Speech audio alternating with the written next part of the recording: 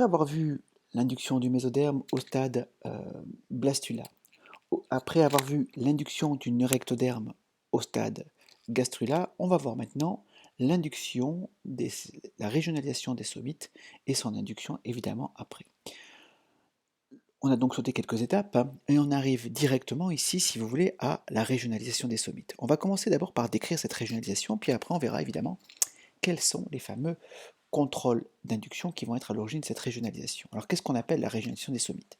On arrive ici au stade neurula, on reconnaît ici une jeune neurula, tube nerveux, les somites, d'accord, les pièces intermédiaires et les lames latérales, les splanchnopleurs, la somatopleur et évidemment ici le cellum. Donc on reconnaît ici tout à fait une neurula, une jeune neurula. Et les somites qui sont ici, on le sait, ont commencé alors à se métamériser, à se différencier. Donc qu'est-ce qu'on appelle la régionalisation des somites? C'est deux choses. D'abord, les somites vont se régionaliser de manière dorso-ventrale. Voici ici une somite, voici ici le tube neural, voici ici l'épiderme, voici ici tout simplement la corde, voici ici les pièces intermédiaires ou les lames latérales tout simplement. Donc ici, les somites sont ici et elles vont alors se régionaliser en trois parties. La partie supérieure ici va alors donner le dermatome qui s'associera avec la peau, avec l'ectoderme, pour former tout simplement la peau. La partie qui est vers la plus basse, qui est ici, donnera alors le sclérotome. Ce sclérotome ici va alors venir entourer le tube nerveux et la corde pour donner les vertèbres. La corde disparaîtra. Enfin, le myotome, qui est le tissu intermédiaire ici, c'est ce qui correspond en fait à ces somites qui sont là.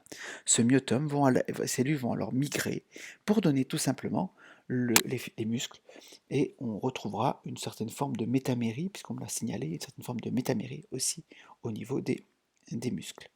Donc on va avoir ici, au niveau des somites, une véritable régionalisation d'abord dorso-ventrale. Mais vous le savez, chez les somites, comme les pièces intermédiaires, il y a quelque chose de plus, elles vont aussi se fragmenter de manière régulière suivant l'axe antéro-postérieur, c'est ce qu'on appelle la métamérie. Il y a donc pour les somites deux évolutions qu'il faudra qu'on explique. D'abord une régionalisation dorso-ventrale, deuxièmement une régionalisation suivant l'axe antéro-postérieur et la métamérie. Il va falloir qu'on explique ces deux mécanismes. Quels sont les contrôles d'induction? Quels sont les contrôles moléculaires qui permettent d'expliquer la régionalisation dorso-ventrale? Quels sont les contrôles moléculaires qui permettent d'expliquer la régionalisation suivant l'axe antéro-postérieur? Vous avez bien compris que, si je reviens ici, que suivant leur position sur le somite, ces cellules ont un destin différent. Si elles ont un destin différent en fonction de leur position, c'est clair et net, il y a eu induction. Il n'y a pas d'autre explication. Donc regardons un tout petit peu. Alors, juste pour montrer que cette évolution ici des somites au cours soit suivant l'axe dorso-ventral, soit suivant l'axe antéro-postérieur, est bien une induction. Je vous montre deux expériences qui sont assez sympas. Montrons tout simplement que les somites, la régionalisation des somites ou la métamérisation des somites suivant l'axe antéro-postérieur, cette métamérie est bien induite. Regardez, voici l'expérience qui est faite. On prend ici la métamérie se fait suivant l'axe antéro-postérieur. On voit ici les premiers métamères formés au niveau des somites. On prend ici du mésoderme somitique qui n'est pas encore métamérisé. On le prend et on a ici, regardez, ce petit carré de mésoderme est orienté, le X est ici et le Y est ici. On le prend, ce petit bout de mésoderme somitique, et on l'inverse. Hop, c'est-à-dire que le mésoderme qui était ici en position X, on le met en position, on le met là, et le mésoderme qui était en position Y, on le met là. Et ce qu'on se rend compte alors, c'est que les somites qui devaient apparaître, qui donneront par exemple les futures vertèbres, on peut le voir à travers les vertèbres ici, on aura les somites 1, 2, 3, 4, 5. Au lieu d'avoir ici la somite 6, 7, 8 et 9, on voit alors que c'est inversé. La somite 6 apparaîtra ici, 7, 8, 9 et 10, et puis ça reprend après 11, 12, 13, 14. Et ça, c'est une expérience qui est terrible, hein, mais qui met clairement en évidence qu'il y a une très grande souplesse au niveau des cellules. Mais, une fois que ces cellules ont été induites, elles ont été induites. Et on voit ici que la métamérie est induite, puisqu'ici le mésoderme n'était pas encore métamérisé. On le prend, on l'inverse, on change le tissu, il n'est toujours pas métamérisé.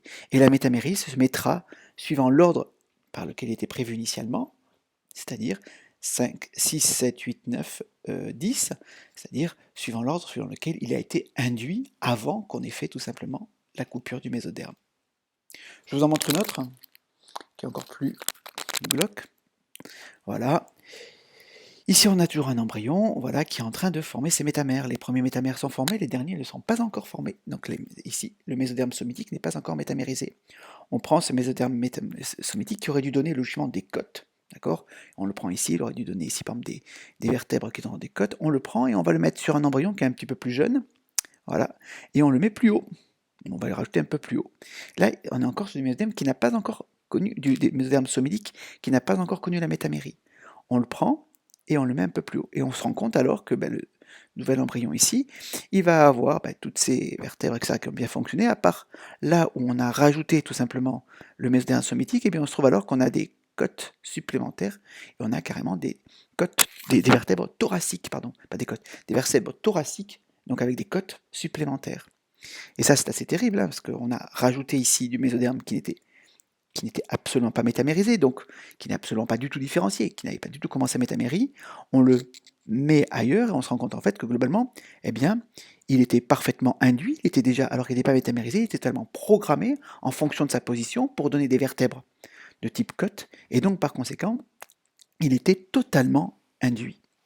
Donc voilà un petit peu ce qu'on peut montrer avec ces vidéos, c'est-à-dire qu'on montre avec ces avec ces expériences-là, on montre tout simplement que la métamérie des somites est bien un phénomène qui va être induit en fonction de la position suivant l'axe antéro-postérieur. Donc si on reprend bien ici, je reviens, il y a deux régionalisations du mésoderme, une régionalisation dorso-ventrale qui est celle-ci, qui donnera trois types de tissus, le sclérotome, le myotome et le dermatome. Ça aussi, on ne l'a pas démontré, et je vous demande de l'admettre, puisqu'il y a une différenciation en fonction de la position, c'est qu'il y a induction. Deuxième chose ici, ces fameuses expériences montrent que, suivant leur position sur l'axe antéro-postérieur, le somite évoluera vers tel ou tel type de tissu. Ici, le mésoderme évoluera en fonction de sa position en vertèbres thoraciques, et donc par conséquent ici, on voit encore une fois qu'en fonction de leur position, ils ont un destin cellulaire prédéfini. Ça veut dire qu'il y a induction suivant l'axe antéro-postérieur. Le mésoderme présomitique est donc induit par rapport à l'axe antéro-postérieur. Il a acquis une identité de position par rapport à cet axe antéro-postérieur. Et le mésoderme présomitique est aussi induit suivant l'axe dorso-ventral en dermatome, sclérotome et myotome. C'est ce qu'on va voir maintenant.